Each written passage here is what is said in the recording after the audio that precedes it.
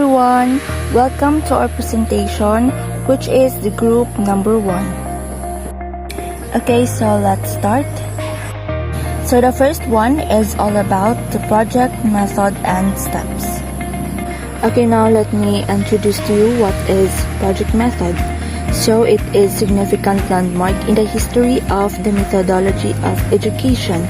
It is directly in line with current progress and fits in very comfortably with the other developments. So when we say project method, it is the embodiment of a new way of looking at a pupil and new way of teaching him to live. It aims at bringing out what is in the child and at allowing him to develop himself. It gives an opportunity for self-expression and for relating the self of the community. The term project is no longer reserved for the planned undertaking calling for the constructive thought and action, because when we say project, it means almost any undertaking. It is activity-oriented, but it is more than the simple activity. Okay, so to clearly understand what is project method, it is student-centered activity-based method. Students involved wholeheartedly in the learning process according to their needs, attitude, interest, and ability. This advocates that the education should be related to the life situation. The main focus of this strategy is socializing the child and developing the problem-solving ability. Steps of a project method. First is creating situation. In the first step, teacher creates the proper situation to the students in the class. She puts up the knowledge about the project method, procedure, steps, and uses to the students. A project should arise out of a need felt by students, and it should never be forced on them. It should be purposeful and significant.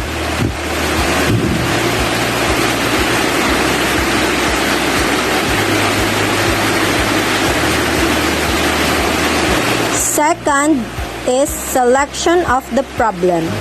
The teacher helps the students to select the problem and guide them.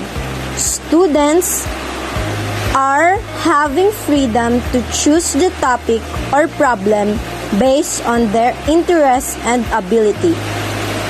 Teachers should only tempt the student for a particular project by providing a situation, but the proposal of the project should be finally come from students.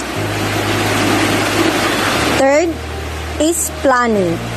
The teacher discusses with the students about the problem in the various angles and points.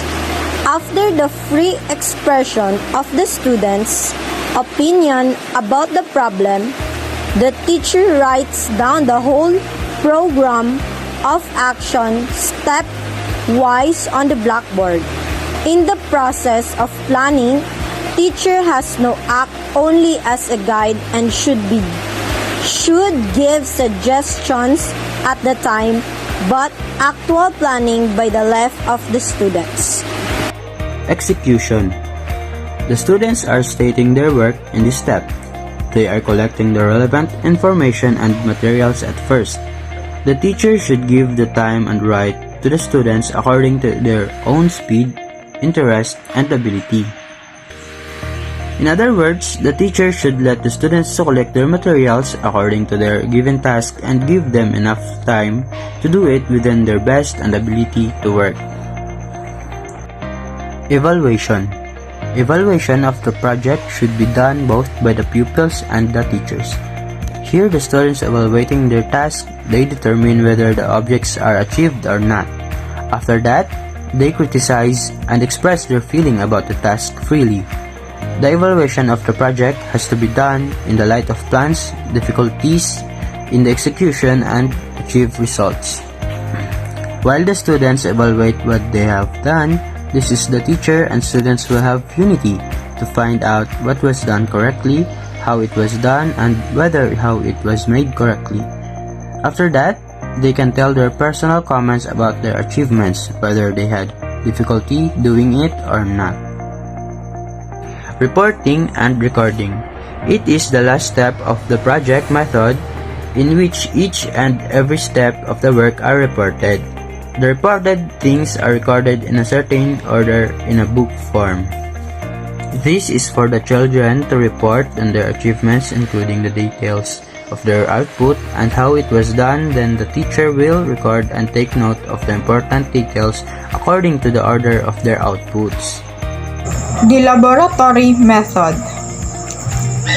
Utilize raw data or material things to promote better understanding of the subject matter or lesson, and to promote information acquisition through observation, experimental solution, to problem guided by reflective thinking and acquisition of skill in a manipulation, and learning by doing. The features of laboratory method is to provide students opportunities to conduct or participate in original research and develop skills in using laboratory equipment and instrument, and to enhance higher order thinking skills. The major goals of laboratory method is to teaching manuals and observation skills relevant to the subject, and improving understanding of method of scientific inquiry, and developing problem solving and by doing self-skill. Steps and laboratory method. Number 1. Preparation or inductory step. In this step, which provide motivation and orientation, the following factors should be taken into account. Review of the past lesson relevant to the present for a perception and motivation. Raising and defining the work to be done. Expected learning outcome and planning. Number 2. Actual work period. The laboratory method activity should take the form of a supervised work period in which groups or individuals have their particular work to do. The students can work individually or collectively on a particular problem or on different problems. Directions must be very specific.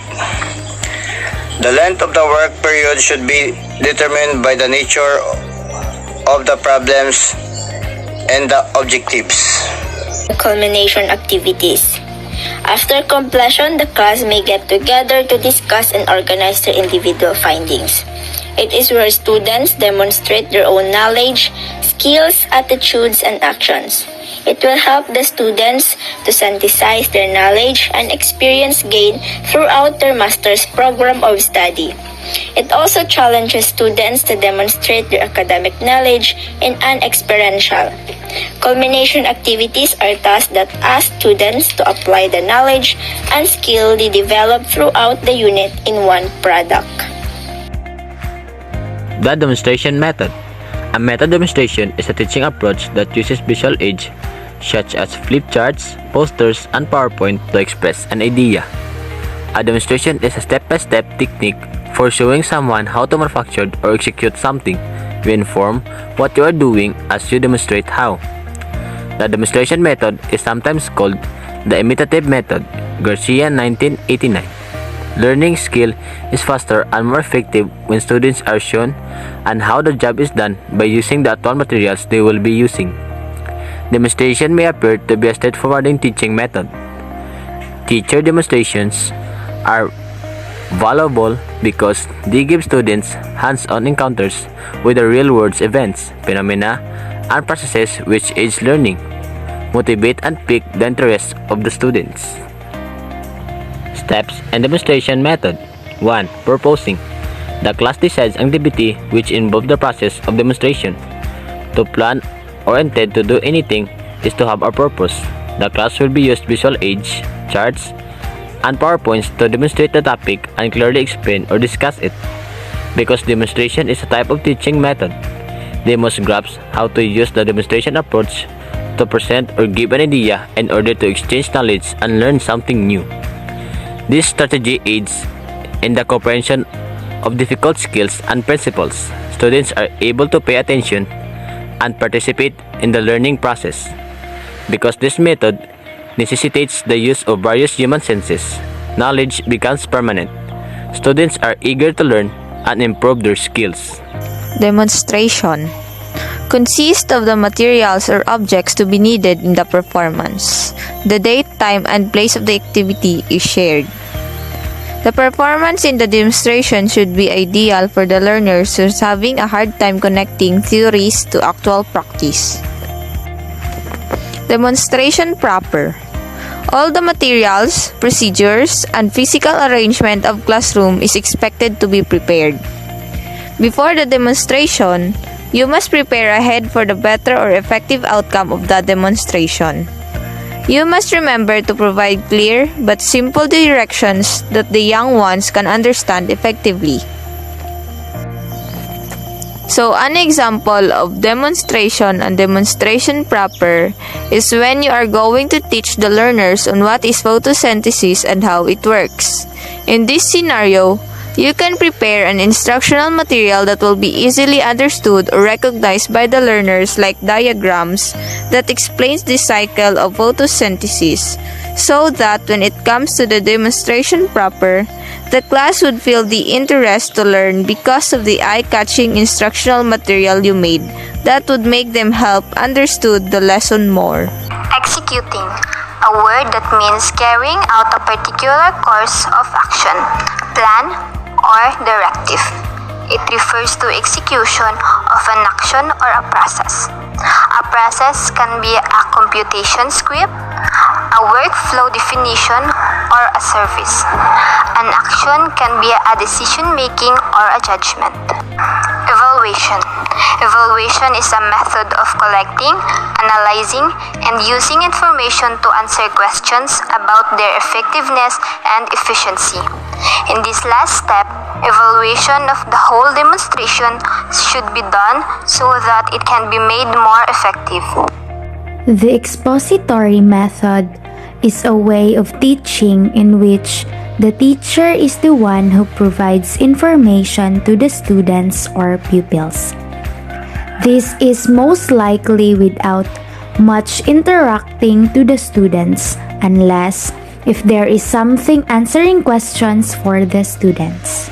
So, this method is used not just for the lower grades, but also in the upper grades, secondary, and even in the college, when there is something difficult needs explanation by the teacher.